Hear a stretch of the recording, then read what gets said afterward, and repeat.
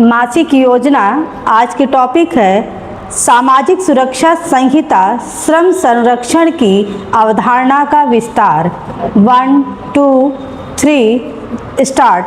सामाजिक सुरक्षा संहिता 2020 कल्याणकारी दृष्टिकोण के संदर्भ में चारों श्रम संहिताओं में सबसे महत्वाकांक्षी मानी जाती है।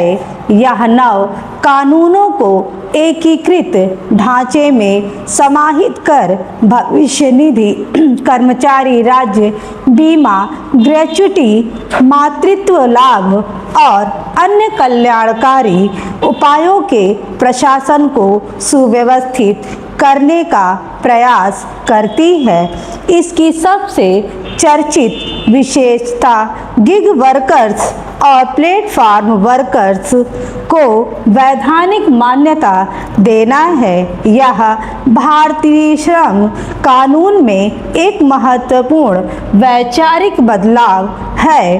पारंपरिक श्रम कानून सामान्य नियोक्ता कर्मचारी संबंधों पर आधारित थे और ऐप आधारित या डिजिटल कार्य व्यवस्था को समुचित रूप से नहीं देख पाते थे।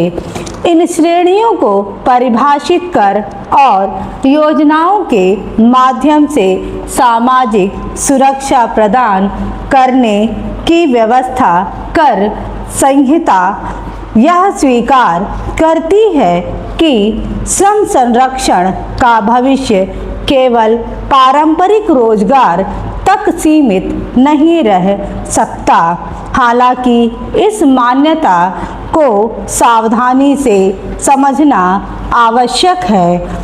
संहिता गिग और प्लेटफॉर्म वर्कर्स को लाभ देने का कानूनी ढांचा प्रदान करती है, लेकिन इसका अर्थ यह नहीं है कि सभी को व्यावहारिक रूप से सार्वभौमिक और पूर्ण लाभ मिलना शुरू हो गया है।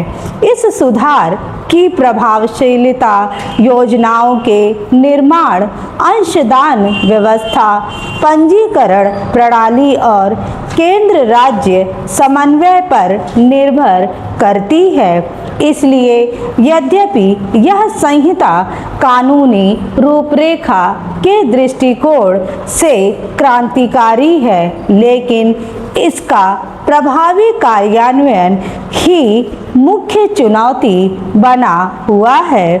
परंपरागत क्षेत्रों के श्रमिकों के लिए यह संहिता मातृत्व लाभ, ग्रेच्युटी, भविष्य निधि और कर्मचारी बीमा से संबंधित सुरक्षा उपायों को संरक्षित और पुनर्गठित करती है।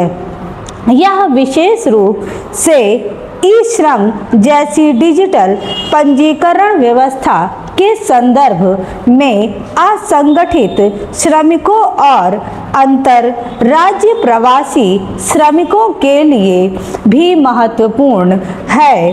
नीतिगत रूप से यह संहिता बिखरे हुए कल्याणकारी कानूनों से आगे बढ़ते हुए एक अधिक पोर्टेबल और एकीकृत सामाजिक सुरक्षा प्रणाली की ओर अग्रसर होती है।